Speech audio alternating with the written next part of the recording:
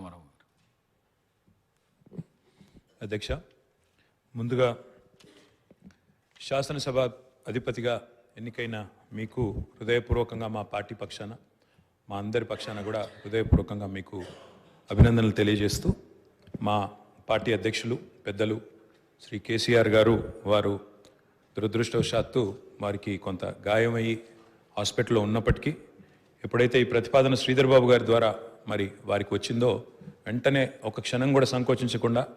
రెండో ఆలోచన లేకుండా తప్పకుండా సహకరించవలసిందే అని చెప్పి ఏకగ్రీవంగా ఎన్నిక కావడానికి వారు మాకు ఆదేశాలు ఇవ్వడం జరిగింది. దానికి అనుగుణంగానే నిన్న మీ నామినేషన్లో కూడా మేమందరం కూడా పాల్గొనడం జరిగింది. అధ్యక్ష, మీతో వ్యక్తిగతమైన అనుబంధం కూడా నాకు చాలా ఉంది. మీరు 2009 శాసనసభకు ఎన్నికైన నాడు నేను కూడా మీతో పాటు సహచర శాసనసభ్యుడిగా ఉన్నాను. ఆనాడు తెలంగాణ ఉద్యమంలో కూడా మీరు మీ వంతు పాత్ర పోషించినారు. 2012 నుంచి 14 దాకా మీరు మంత్రిగా, ముఖ్యంగా మా శాఖకు మంత్రిగా, హ్యాండ్లూమ్స్ అండ్ టెక్స్టైల్స్ డిపార్ట్మెంట్కి మంత్రిగా మీరు పనిచేసిన క్రమంలో ఆనాడు ఒక సందర్భంలో నేను మీ దగ్గరకు వచ్చి, మీరు రండి సిరిసిల్లకి మీరు రావాలి, ఎందుకంటే రాష్ట్రం మొత్తంలోనే టెక్స్టైల్ అంటే సిరిసిల్ల కాబట్టి మీరు తప్పకుండా రావాలి అంటే మీరు కొంత సంకోచం వ్యక్తం చేసినారు మొదలు. మరి ఇప్పుడు ఉద్యమం ఉధృతంగా ఉంది, నేను మంత్రిగా ఉన్నాను, ఈ సమయంలో వస్తే ఏమైనా ఇబ్బంది ఉంటుందా అంటే లేదు, మనం కలిసే పోదామని చెప్పి ఆ రోజు మీరు రావడమే కాకుండా ఆనాడు మరి బ్రహ్మాండంగా మీరు వచ్చి అక్కడ కార్మికుల సమస్యలు విని తర్వాత చాలా సమస్యల పరిష్కారానికి మీ స్థాయిలో మీరు కృషి చేసినందుకు కూడా మీకు మనస్ఫూర్తిగా ఈరోజు మళ్ళొకసారి అభినందనలు, ధన్యవాదాలు కూడా తెలియజేస్తూ, మరి ఒక ఉన్నతమైన సాంప్రదాయానికి ఈరోజు మరి తెరదీస్తూ ఇతర పెద్దలు గౌరవనీయులు తెలంగాణ రాష్ట్రం ఏర్పడ్డ తర్వాత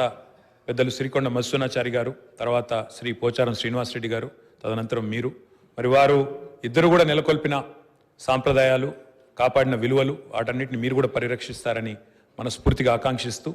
మీ ఉన్నతికి మనస్ఫూర్తిగా అభినందనలు తెలియజేస్తూ, మరి ఇప్పుడే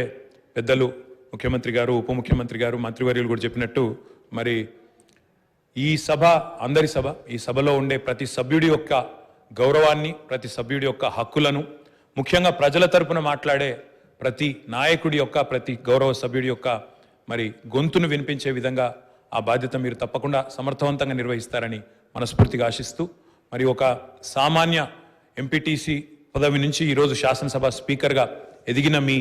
జీవితం ఏదైతే ఉందో, రాజకీయ ప్రస్థానం ఏదైతే ఉందో, ఇది చాలా మందికి తప్పకుండా స్ఫూర్తిదాయకంగా ఉంటుందని చెప్పి మనసారా ఆకాంక్షిస్తూ, మీ బాధ్యతలో మీరు 100% విజయవంతం సాధించాలని మా పార్టీ తరఫున కూడా కోరుకుంటూ మళ్ళొకసారి మీకు అభినందనలు అధ్యక్ష. Thank you.